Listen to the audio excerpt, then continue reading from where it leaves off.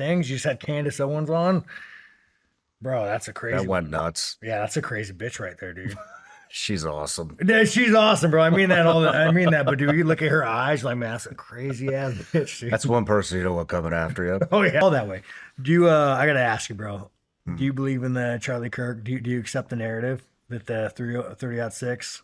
No, You don't. no. But I don't. I'm not. You don't know the answer, but I you don't say know the answer. So that's where I'm at. I think anything I say would be. yeah. I think speculation. I think it's strange. I think it's strange. Like I went hog hunting, last weekend, and like you're watching these fucking like AK rounds just rip through hogs, rip through them. I mean, like 200-pound hogs, just boom. I think it's strange, but it's like to me, it's just so like I could not fathom getting like so much manipulation of information to get the gay tranny guy to agree, to get him to agree, to get like I can't wrap my head around that level of conspiracy. That reaction hit different, absolutely wild. She's the kind of person you do not want beefing with. Look, I'm not going to sit here and pretend I got all the answers about what's really happening. Anything coming out of my mouth would just be me talking out loud. The strange stuff keeps piling up, way too much to even break down piece by piece. But there's one thing that stands out heavy what went down at that location. They literally poured concrete straight over it. Candace brought up that it went down right in the middle of a pentagram, and that's legitimately unsettling to think about. The way I see it, this all connects to something bigger, a whole war between light and darkness. There's definitely something dark and twisted going on here. When you really dig into the rituals and what's in those files, it's obvious these weren't regular ceremonies. They were tied to some deep, old practices, the kind that point to something really intense and disturbing. When you really start piecing things together, I mean, there's too many weird things that have happened. I can't name them all, but I mean, one of them, is, I mean, they what did they do? They concreted over the site. I mean, it's just, Candace told me that it was done in the middle of a pentagram, and I personally do think that this is all, I think everything now is good versus evil, and there is a demonic element to it. 100%. And, But I mean, but again, 100%. if you look at some of the rituals, and I mean, the stuff that was going on in the files, and it's 100%. all ritualistic. And I mean, look at Alex. Human When sacrifice. Alex infiltrated Bohemian Grove, like, what are you talking about, dude? Burning effigies. Have you ever took a lie detector test? No, you haven't took a lie detector test? Oh, okay, dude. I hate Cash Patel so much. Like, Cash Patel to me is like the weakest fucking man in the world. You have people like Candace Owens, and I know she's your friend, but like Candace Owens doesn't do anybody a service. So like Candace Owens, she's so over the top that she's used as a weapon against like thought, because you have she says all this crazy shit like Charlie Kirk's a time traveler, like blah, blah, blah, blah.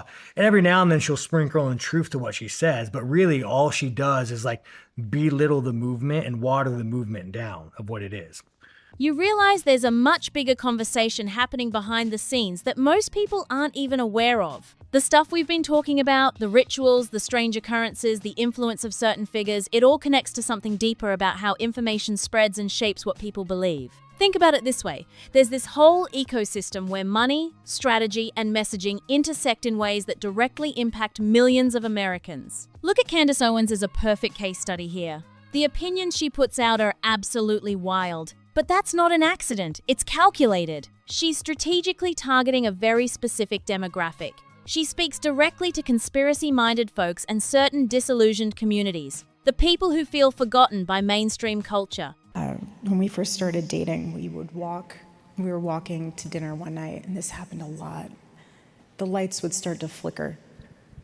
And he'd look up at the light and be like, it's so weird, this happens to me a lot. And I was like, really? And he's like, yeah. So our whole dating and whole marriage, anytime we'd be in a room and a light started to flicker, he would just look at me and wink. It was like our little thing. It's power. It's a total frequency thing.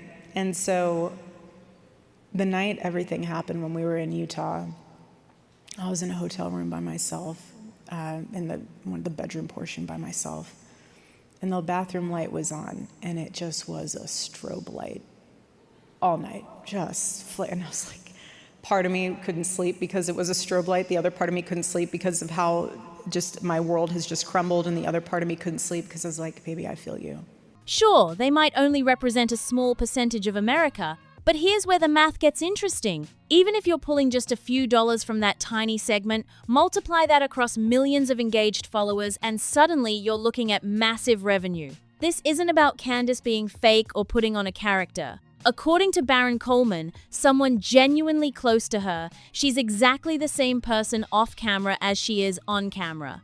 This is authentically who she is. Baron described her as incredibly intelligent and magnetic. Someone deeply well-read with an almost supernatural ability to connect disparate pieces of information like a master puzzle solver. When I asked him directly about this, he gave me the real breakdown of who Candace actually is, and it paints a fascinating picture of someone operating with genuine conviction. But conviction alone doesn't explain why certain messages stick while others bounce off.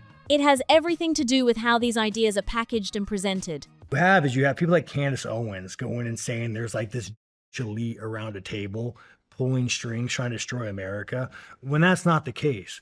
You have hyper intelligent people, hyper wealthy people doing what they believe is the right thing to do. The thing they believe is the right thing to do is to have open borders, to have a fluid gender. This is why they go to Hollywood and they push it. There's no evil strings. This is what they believe in their heart is the right thing to do. And usually if you're hyper intelligent, you're more liberal. That's just how it works. I don't know, man. I'm going to disagree with you on that one. Because one, with Candace, I think Candace is I love Candace. on the right track with a lot of things. There's a lot of things that I'm unsure of that she says. And okay, let me ask you, why does Hollywood... Hold on. And I don't, like, you are kind of grouping all these people together. Well, I'm not, because I have a lot of friends. All is placed together. And I don't believe that either. I believe that there is the people that are under right now have an agenda. I think it's been there for a long time. And I think there is definitely 100%. Well, let me explain. Maybe not to destroy America. There's two but they have completely infiltrated American top politics through APEC, through Hollywood. I mean, but let me through ask a lot you, of things. But why is Hollywood to push this agenda? But why is Hollywood to propagandize the United States with these agenda? And we've bought off on this for a long time. We've fought a lot of the wars for them. Those are our people. But yes and no. And so if you think about it, it's actually a genius plan because we are the proxy. Like, okay, Just let's like unpack. Hamas is a proxy. We are the proxy. So, who's funding the majority of the war? When you dive into controversial territory without the right framing, you instantly lose half your audience. The second you start throwing around terms like conspiracy or diving too deep into certain narratives, people emotionally check out. They're gone. It becomes nearly impossible to bring them back in. That's why the approach matters so much. You've got to break down complex ideas in a digestible way, something that doesn't immediately push everyone away. The trick is finding that sweet spot where you're credible, compelling, and accessible all at once. What's fascinating is watching how different people handle this balance. Candace Owens does such a bad job, and she divides so many people. And this is why, like, even me, I think that we should question the Charlie Kirk thing. I really do. I think we should always question. You should question everything. But when Candace is going there and like saying, like connecting these dots and making these things of like the pager, the this, the that, all you're doing is splintering the fact of the matter is. The fact of the matter is the fact is that a fucking lost his mind, Charlie. There's no conspiracy. There's no lobby. You don't need that conspiracy to say that AIPAC is bad. They don't even need that involvement. AIPAC is bad. AIPAC is bad for America. They lobby. I understand what you're saying. I mean, you're basically saying that, you know, that what's happening is extremely divisive and it can almost be discrediting. But I think, like I said, I think Candace is onto some things. I don't agree with everything she says. I don't think I even need to say that, but I do think that at heart, Candace is trying to do the right thing. And you think she believes it? You don't think she's doing an Alex Jones skit? I think that she was very close with Charlie, and that really hurt her, and that she wants to figure out what the hell this is all about and why certain things don't make sense. I also find Sean Strickland, for instance, had an interesting journey in how he approached Candace and the broader investigation. When you look at his initial comments, it became clear he wasn't deeply locked in on the full picture. He seemed to be working off highlight clips and snippets instead of forming a complete understanding from the source material. His take caught a lot of people off guard because many expected more depth from him. But here's the thing, he wasn't being disrespectful or malicious about it. He was sitting in that uncomfortable middle ground, hesitant to plant his flag strongly in either direction. I actually respect that he avoided getting reckless or insensitive with his commentary, even if it meant hedging his bets. It's possible he'd caught some out-of-context clips that painted a misleading picture. That happens all the time in our media landscape where information gets fragmented and distorted. The real turning point came when Sean Ryan stepped in and directly challenged him on his stance. What was interesting is that Sean Ryan had been vocal about Candace from the beginning, openly expressing genuine admiration for her and calling her truly impressive. I also find it so awkward, like Ben Shapiro and fucking all these right-wing influencers are like raising their hand, like, I know what Charlie wanted, I was his best friend. Like, to me, like, I can't wrap my head around people using this guy's death is like a I know she's close with, I know her and like Charlie were close, but like when you're always like, these are the text messages we used to sex it, like, you know, I'm just saying, like it's like, what are you doing, dude? Like, just let the fucking guy die. Like, move the fuck on. And again, I think you should question it, and I'm happy people are questioning it, but when the average American hears a shit like Candace Owens says, they're not like, it pushes them away from it. You're like, whoa, wait a minute. But like me, when I tell you, hey, when I explain to you why AIPAC, why Marilyn Adelson is bad, why George Soros is bad for America, I could articulate it, and I could explain to you in a way that you can grasp it and say, hey, yeah, you know what? Maybe we shouldn't vote for AIPAC candidates. Maybe George Soros isn't the best. Maybe Marilyn Adelson giving Trump or maybe AIPAC giving Trump, $300 million is not good. And maybe that is why Trump was forced or manipulated to Iran, because when you take the military-industrial complex, you take Israel, you take all the donations, you take the people in his inner circle, I could see how they can manipulate him into doing this, which is good for big business and oil. I could see how that happens.